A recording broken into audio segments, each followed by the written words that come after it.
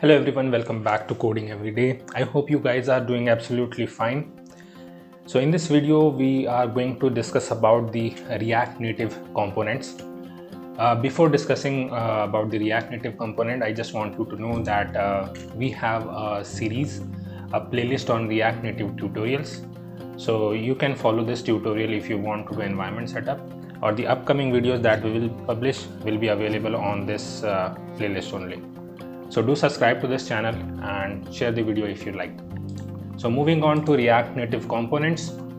So today we will go through the documents directly.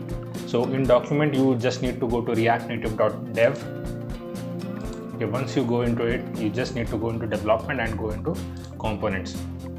So these are all the basic components that are provided by React Native to us. We can use it directly with some of the methods that are provided. So here React Native distributes the component into few parts, like basic components, user interface components. So let's go into each section. So in the basic components, we have the view, text, image, text input, scroll view, style sheet, and we will be discussing about each of these components in the upcoming videos. We'll discuss a short part about that. Then we have the user interface component by which the user interacts with our app. That will be a button or a switch. Then we have lists, flat list and section list. We have some Android specific components, and then we have some iOS specific components.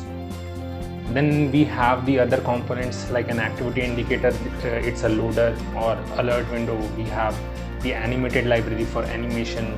We have the dimensions, keyboard, avoiding view, linking. Then we have the modal, pixel ratio, refresh control, and finally the status bar.